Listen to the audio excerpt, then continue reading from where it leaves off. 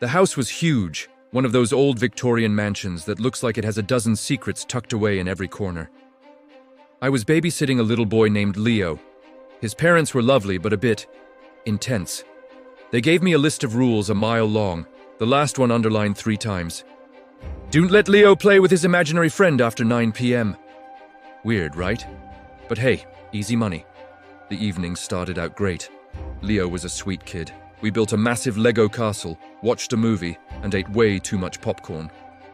As bedtime approached, around 8:45, Leo got quiet. He started whispering to the empty armchair in the corner of the living room. "Okay, Mr. Giggles," he'd say. "One more game." I chuckled, thinking it was cute. "Who's Mr. Giggles?" I asked.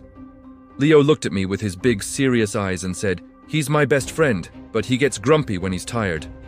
I remembered the parents' rule. "All right, Leo, it's almost 9 o'clock. Time to say goodnight to Mr. Giggles." Leo's face fell. "But he doesn't want to go," he whispered, his eyes fixed on the empty chair. "He says he wants to play hide-and-seek with you." A shiver went down my spine, but I brushed it off.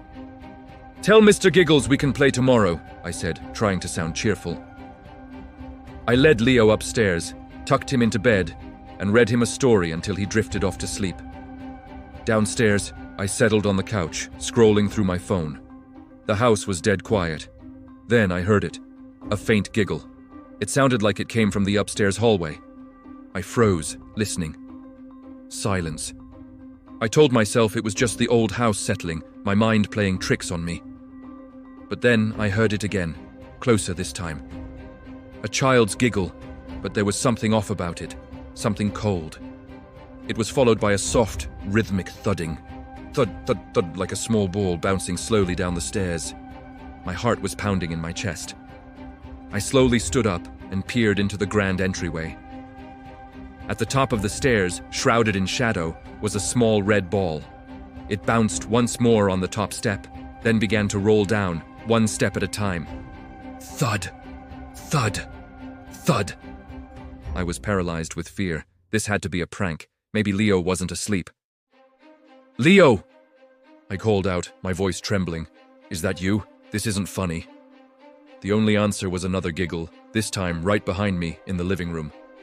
I spun around, my eyes darting to the empty armchair in the corner. It was rocking, back and forth, creaking in the silent room. And sitting in it, I could just make out a shadowy form, small and hunched, like a child. My blood ran cold.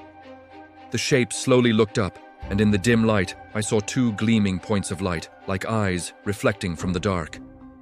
"You didn't say goodnight," a voice rasped, a sound like dry leaves scraping against pavement. It wasn't Leo's voice. I didn't wait for another word. I sprinted out of the house, not even grabbing my coat or my keys. I ran down the long driveway and didn't stop until I was under a streetlight, gasping for breath, dialing the parents. When they finally picked up, I was hysterical. I told them everything.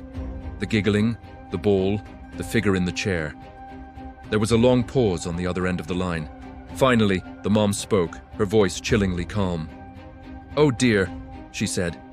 "You let him stay up past 9, didn't you? Mr. Giggles really hates that." I never went back to that house again. Sometimes, late at night, I still think I hear a faint giggle on the wind. Thanks for listening. And if you liked this story, make sure to hit that subscribe button for more spooky tales. See you next time.